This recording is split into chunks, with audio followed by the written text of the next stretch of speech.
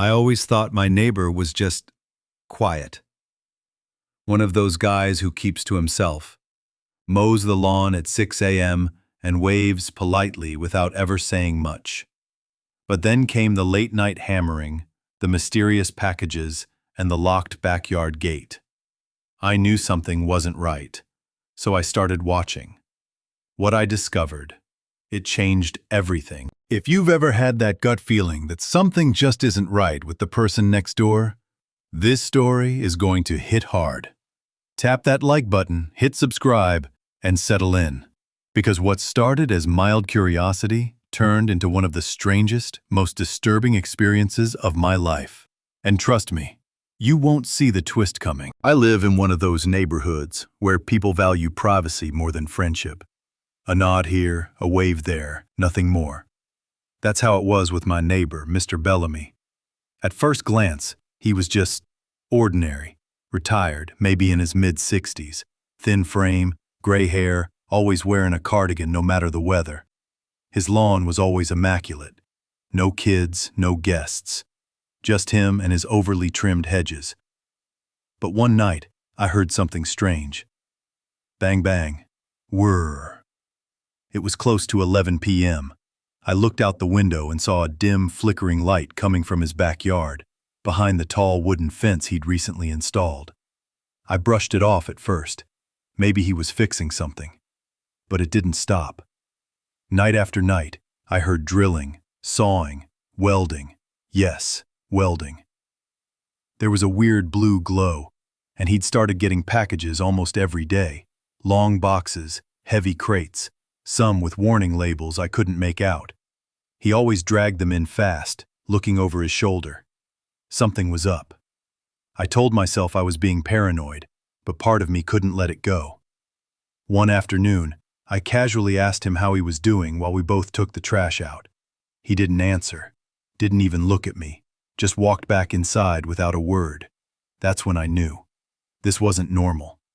I started watching from my upstairs window. Every night, the same thing. Lights, noises, shadows moving in the yard. I even caught a glimpse of some weird machinery through the cracks in the fence. It didn't look like home improvement equipment. It looked scientific or military grade. I started documenting everything. Dates, times, deliveries. I even bought a small drone just to see over the fence. What I saw made my stomach drop. He'd built some kind of underground entrance, a hatch, like in a war bunker. There were cables, vents, metal beams. It wasn't just a workshop. It was something much bigger, something secret. I debated whether to call the police, but what would I say? Hi, yes, my neighbor's building a secret facility in his backyard. They'd laugh me off the phone. So I made a plan. I waited for the perfect moment.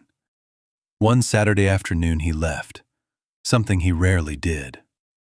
I watched him drive off and waited a full 10 minutes before hopping my fence and sneaking into his yard. My heart was pounding. My palms were sweating. I found the hatch partially open. It looked like something out of a sci-fi movie. I climbed down the metal ladder, and what I saw below was unlike anything I'd imagined. He'd built a lab, a full-on underground lab. Screens were lit with scrolling code. Shelves were lined with strange tools, vials, electronic parts. And in the center of the room, under a tarp, was something covered and large, maybe 6 feet tall. I reached out and pulled back the cover. It was a humanoid robot. I stepped back so fast, I knocked over a tray. The noise echoed. I scrambled up the ladder and back over the fence, just minutes before he returned. That night, I barely slept. What the hell was he doing? Was he a mad scientist? A runaway inventor? Was it legal? Dangerous? I had no answers, but I knew I couldn't ignore it anymore. So I made a bold move. I wrote an anonymous letter to a local tech journalist who specialized in underground inventors. I attached drone footage and photos from the lab. Within days, The story blew up online. Journalists camped outside his house. The government showed up. Apparently, he was a former robotics engineer who'd gone off-grid after a corporate betrayal and was now building AI tech that violated several patents. He was arrested for multiple violations. His project was shut down. The neighborhood was in shock. But here's the kicker. 1 week later, I got a package. No return address. Inside was a single note that read, "You should have minded your own business." Chilling, right? But you know what? I don't regret it. He wasn't just building a robot. He was building something no one was monitoring. That could have gone very, very wrong. Sometimes we convince ourselves that staying out of things is the polite thing to do. But ignoring red flags out of fear can be dangerous.